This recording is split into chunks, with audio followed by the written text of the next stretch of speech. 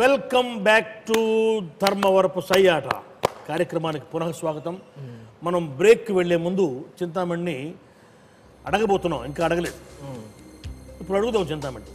చింతామణి, పెళ్ళైన మగాడికి గుర్తేమిటి అంటే శ్రీనివాస్ చెప్తున్నాడు డి కళకళలాడుతూ ఉండే ముఖం అని. ఇది సరైన సమాధానమా?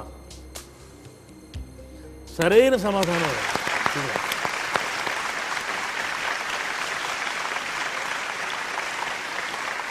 మరి నువ్వు అడిగే తర్వాత ప్రశ్న ఇట్లా వేసింది నీకు చింతామణి. నారికి నారికేళానికి తేడా ఏమిటి? నారికి నారికేళానికి తేడా ఏమిటి? ఏ, నారి పచ్చడి చేస్తుంది, ఇంటే అయింది కాదు.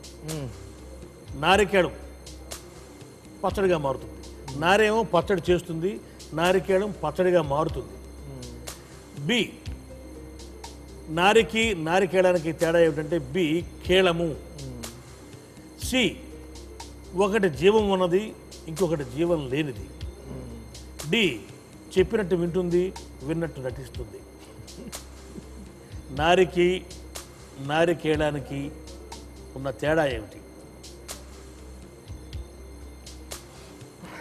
ఏ, నారి పచ్చడి చేస్తుంది, నారికేళం పచ్చడిగా మారుతుంది. బి కేళం. సి, ఒకటి జీవం ఉన్నది, ఇంకొకటి జీవం లేనిది. అసలు కేళం అంటే ఏంటి సార్? కేళం అంటే నారికేళము. నారికేళం నుంచి కేళం తీసేస్తే నారి మిగులుతుంది. అప్పుడు రెండు ఒకటేగా. నారికి నారికేళానికి ఉన్న తేడా ఏమిటంటే నారికేళంలో నుంచి కేళం తీసేస్తాము. కేళము అంటే పండు, అది ఫలం.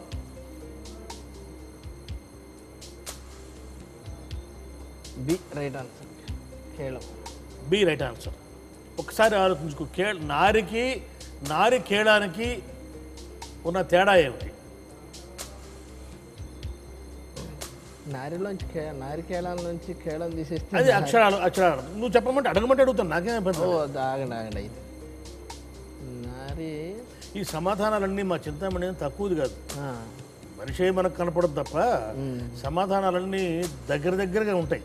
అన్నీ ఒకలానే ఉంటాయి. ఒకదాని అన్నీ ఒకేలాగా ఉంటాయి. నారికేమో జీవం ఉంటుంది, నారికేళానికి జీవం ఉండదు. కొబ్బరికాయకి ఒకటి చెప్పినట్టు ఉంటుంది, ఒకటేమో చెప్పినట్టు విన్నట్టు నటిస్తుంది. టీ తీసుకురంటే ఒకవేళ నారి అంటే అంతే కదండి. అంటే కొబ్బరికాయ దెమ్మంటే కాదు కదా. కొబ్బరికాయ నూట్రా వచ్చి పగులు అంటే పగులుతుందా? పగలు. నారి పచ్చడి చేస్తుంది, నారికేళం పచ్చడిగా మారుతుంది. నేను ఫలానా సరైన సమాధానం అని చెప్పే విషయంలో నేనే నీకు సహాయం చేయను, కానీ మా సమాధానాలన్నీ దగ్గరగా ఉంటాయి.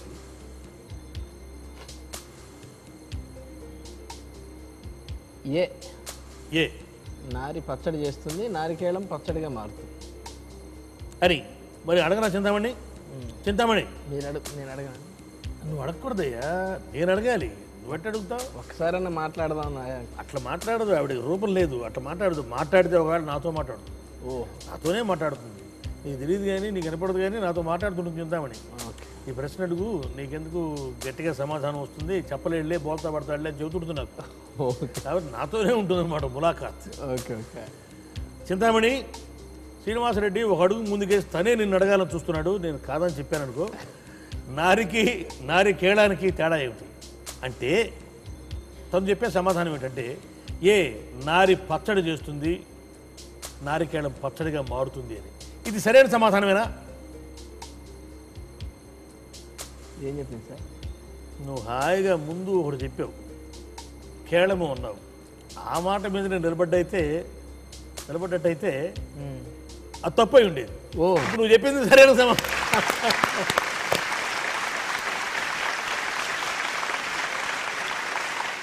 చాలా బాగుంది. మరి చింతామణి నీకు దొరకట్లా. శ్రీనివాసరెడ్డి మెల్లగా తప్పించుకొని పోతున్నాడు.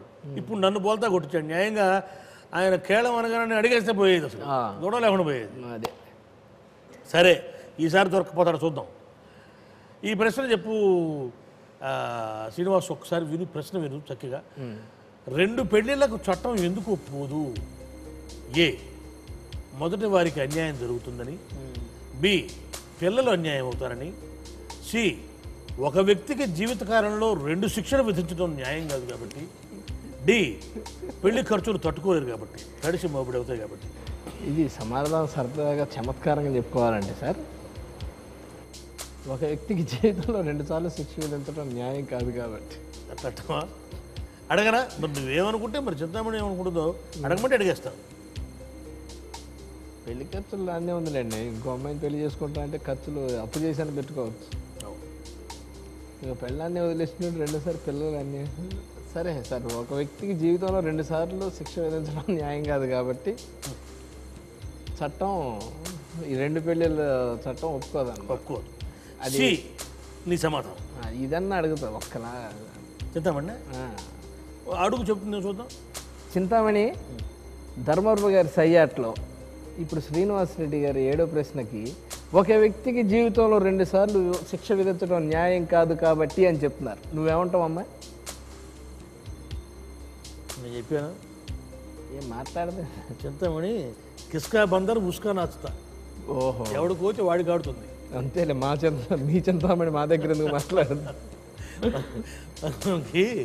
హిందీలో ఉత్తరాదిలో చెప్పుకుంటారు అనమాట. కిస్కా బందర్ ఉస్కా నాచుతా. చింతామణి ఇప్పుడు చెప్పు, ఒక వ్యక్తికి జీవితంలో 2 సార్లు శిక్ష విధించడం న్యాయం కాదు కాబట్టి అంటున్నాడు శ్రీనివాసరెడ్డి. ఇది సరైన సమాధానమా? సరైన సమాధానం. చూసావా?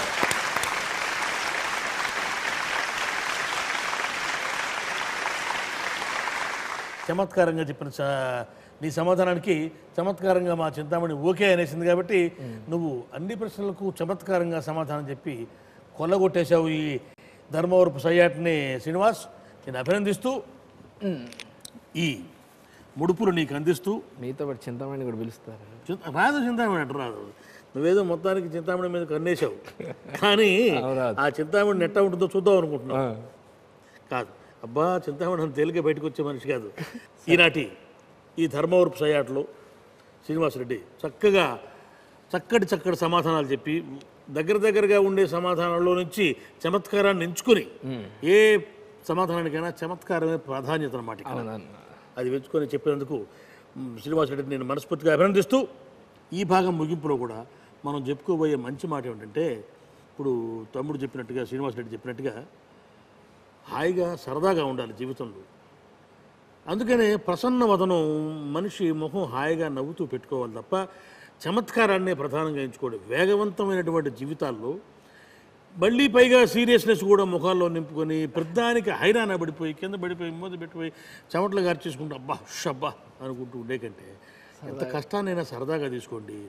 నిజంగా ఒక మాట చెప్పుకోవాలంటే, జీవితాన్ని సరదాగా తీసుకుంటేనే ఇంత సీరియస్గా ఉంది. ఇక సీరియస్గా తీసుకుంటే ఒక క్షణం కూడా మనం గడపలేము.